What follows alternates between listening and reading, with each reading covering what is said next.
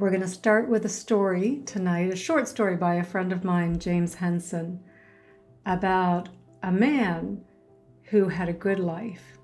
He loved his wife, he loved his kids, he had a good job, he had plenty of time off to spend time with his family, to do the things that interested him, and he was happy. And then a little ghost started coming and whispering in his ear. And he said, why do you have to get up so early for work every day? Would it kill them to let you come in a little bit later? What's your family doing all day long when you're at work? Would it hurt them to make the house a little cleaner for when you come home? Man, it sure would be good if we had a little more money in the bank, could relax a little. Seems like our neighbor's doing really well. Man, if only you were doing that well. What would happen if you lost your job? That would be a nightmare. What would happen if your wife stopped loving you, if she left you? Oh my God. Looks like it's going to rain today. Of course it is. It's your day off. And on the whispering continued until eventually the man didn't even notice the ghost any longer. He just got so used to it. So nothing changed in the man's world except for this ghost whispering, and that he was no longer happy. And I think we're all here because we have a little ghost that whispers in our ear all the time. And we know it's not normal. I mean, it's common, but it's not normal to have this little whispering going on all the time. And we can even think back to a time, we have to go back pretty far though, to try and remember a time when the ghost wasn't around. When we were super young and we'd go out and play every day, and we were just so excited to play. We weren't worried about how we played yesterday, how we're going to play tomorrow, how are we looking while we're playing. We just played. And we were happy, and we were joyful, and we were present. And then the little ghost started coming along and whispering in our ear, are you going to wear that today? That's not what the cool kids are wearing. Everyone's going to think you're a dork. Did you just say that? They must think you're such an idiot. Look at all the popular kids over there. You're never going to be like them. And on, the little ghost kept whispering. And as it kept whispering, we became more and more self-conscious. We became more and more concerned about what others thought about us, and how we viewed ourselves in the lens of how other people thought about us. And the problem isn't so much the ghosts whispering, the thoughts, the voices, all of the things we've been talking about the last few weeks, the thoughts of chasing, of resisting, of comparing, of judging, of narrating. It's not even so much the thoughts that are the problem. It's that we believe them, that we think they are facts, that they are accurately describing our reality, and that out of these thoughts is an illusion of a little separate me, a little independent me inside of me. And every time I'm hurt, every time someone criticizes me and I feel that sense of hurt, I feel that little me inside. I feel like I've got to console that little me. If I'm disappointed, if I'm embarrassed, it feels like there's a little me inside that I've got to console. And the feelings are real, the energy that we feel, but the little me is not. And yet, this little me runs our whole lives. So we spend our whole lives trying to appease this little me, trying to make it happy. And maybe we do, we have those periods of time where we get all of our little ducks in a row, where everything seems good, all of our relationships seem in order, there's no big disagreements, no arguments happening. We don't have any big unexpected bills, all the machinery works, the car works, the kids are okay, we don't have any aches and pains. We kind of feel like, oh, everything's okay now. And then the little ghost comes along. Do you remember when that person dissed you last year? I do. I do remember that. And now that's a problem. And off we go. And we are creating imaginary problems of things that are not happening. And then because of that imaginary problem, we've got to create an imaginary solution for the imaginary problem that's not happening. And then through the imaginary solution that's not happening about the imaginary problem that's not happening, we are trying to appease a little imaginary me that is not real and that is not happening. And we appease it maybe for a short period of time. And then it goes, but what else? It starts whispering again. Another imaginary problem, another imaginary solution needed. Coming back into reinforcing this imaginary little me. And out of all of this mental activity arises this massive misperception of a separate, independent me at the center of the universe. And I am in control, independent of what everyone else is doing. I am making decisions. I am the one forging my own way forward, independent of everyone else. And even just tonight, we can look at coming on this call tonight. Each of you thinks you made an independent decision to come on this call tonight. But we know, first of all, we know it has to be in relationship to me. I have to be on the other side of this, for this at least to start. But then how did we come on this call? Who did you know that brought you on this call? 3 of you were on this call because of Pamela. And if you hadn't known Pamela, you may not have been on this call. If Pamela hadn't have been the attorney that represented us at the hedge fund when we were having a class action lawsuit against a Chinese company that defrauded us, I wouldn't have met Pamela and you guys wouldn't have been on this call. Think of all the millions and billions of different causes and conditions that led to that. The Chinese fraud, me being at the hedge fund, Pamela being the attorney, having an interest in meditation that we started working together. From there, Pamela offering it to Kimberly as a gift. You gave her a private meditation session with me. And Kimberly accepted the gift because of some interest that she had in it. Because maybe you had seen something in the past about meditation, maybe about Buddhism, the Dalai Lama, some other little interest that kept making your little ball just moving. All the little balls knocking together, and this works. And then we're doing the calls online. And of course, then you have your sister on here, Megan, you've got Janice on here.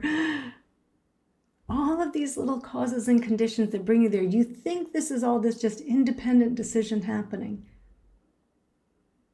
And all of the things that didn't happen for you to be on this call tonight. That there wasn't a storm where you're in your area or here. I've canceled class due to a hurricane before, due to no electricity last year a couple times. Right? The fact that the internet was up for all of us. The fact that you weren't sick this morning when you woke up, that your partner wasn't sick, that your dog wasn't sick. That just before you got on this phone call, you didn't get a text from a friend saying, drop everything, I need you right now. So all of the things that didn't happen, that kept nudging you forward in this illusion that you are making this decision on your own, that you are in control, and you are making all of these decisions independent of everything else. And this is the big cosmic joke. You're not in control. You're not separate. And you do not exist independently.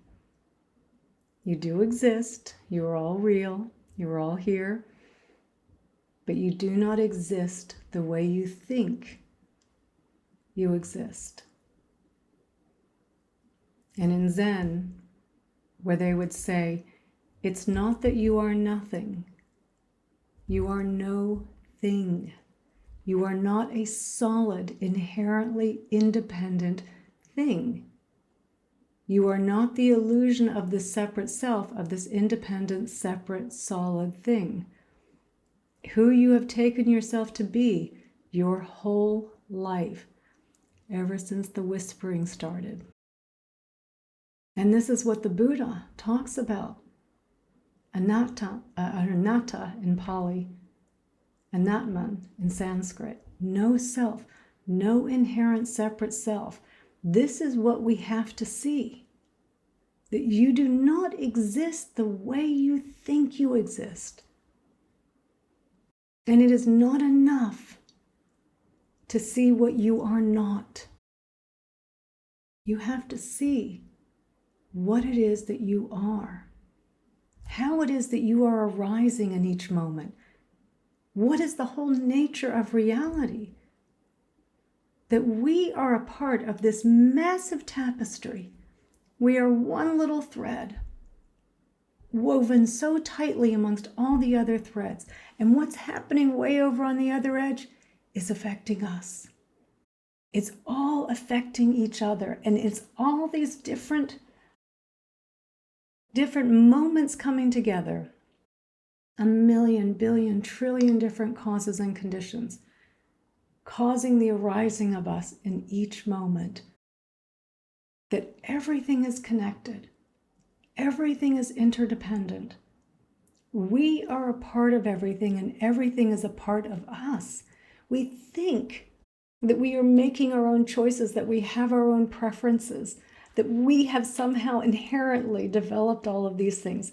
It is all influenced by everything around us, where we grew up, who our parents were, who our friends were, what our society and culture was like, what we watched on TV, what period of time we grew up. Everything is influencing us, that we are a part. We are life. Life is not happening to us. We are life arising in each and every moment. And we have these two models.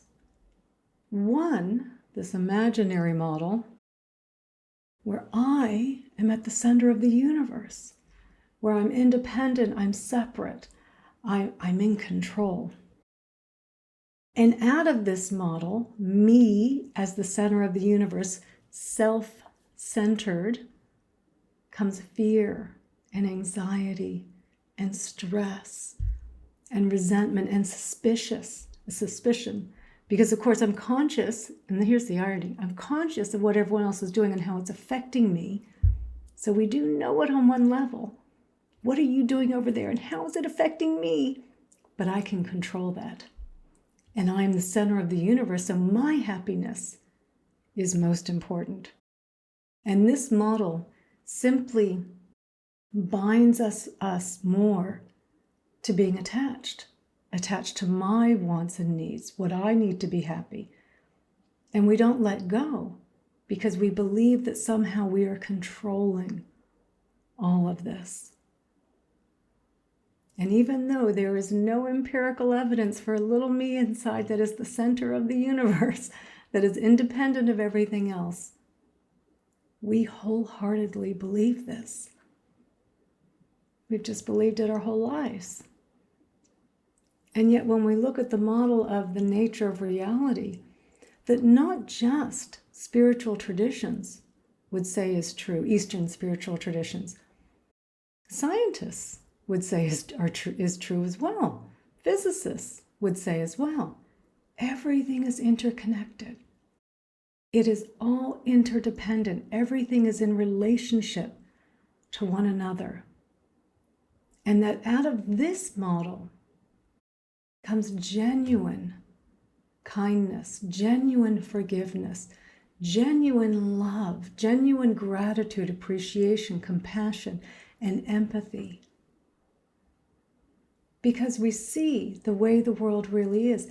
What I'm doing over here, even though I'm not in control, because I'm being moved along by all these other forces, but I see how this little ping over here that hits me there, how it affects you.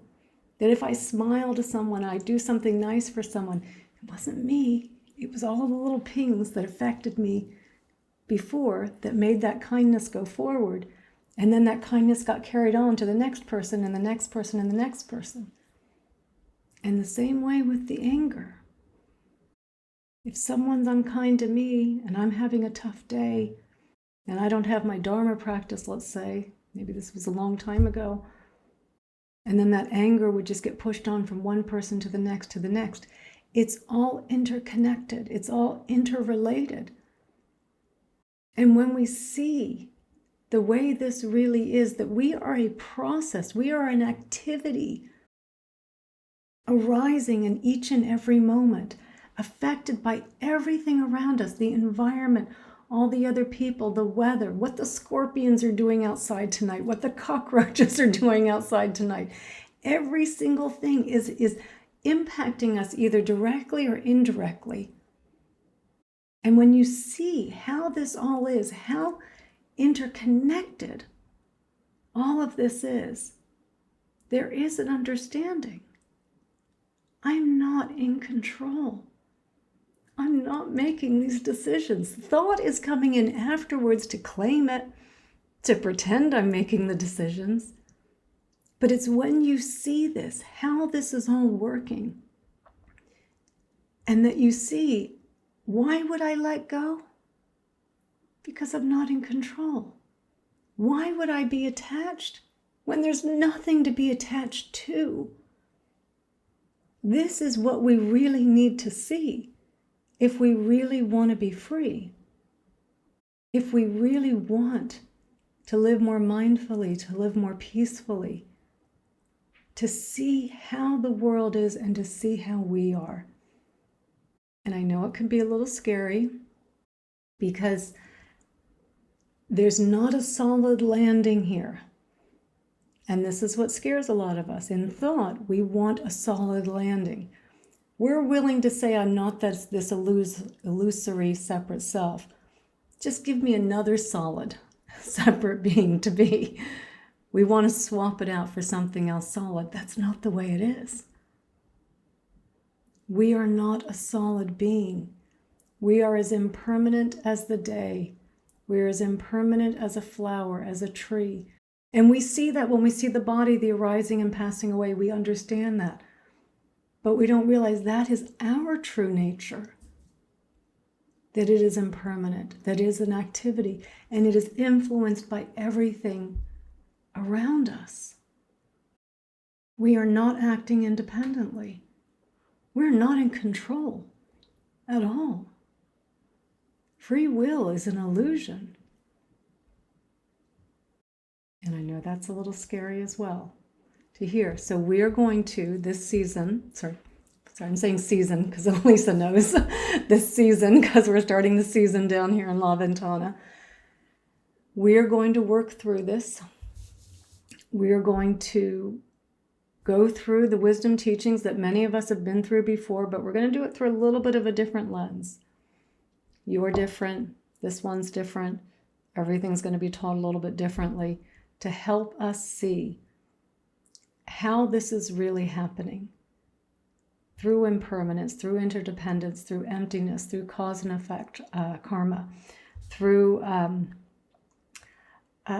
just this understanding of what it is you really are so that you can see for yourself.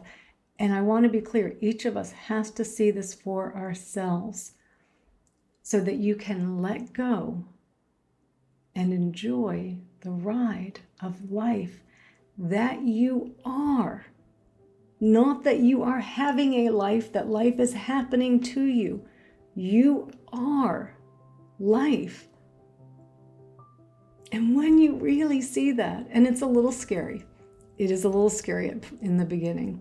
It's unsettling. I'm going to try and walk us through this gently. That is my objective, to do this gently for us. But when you see it, you let go. Because you realize, I'm not in control. I'm not in control. You're not going to change dramatically. The preferences you had before, you're still going to have.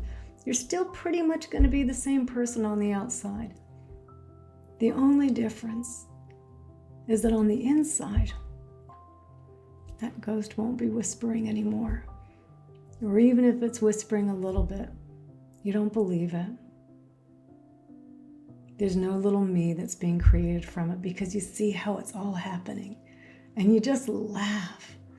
Continuous laughter. You see it and you just go, this is hilarious.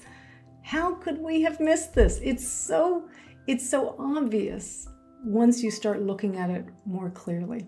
So that is the objective for now that we're starting this new series, is to really help you to see this, to really help us all be free, to live life more mindfully, more peacefully, not because we understand the suffering, not because we intellectually understand the wisdom teachings, but because we understand what it is that we are.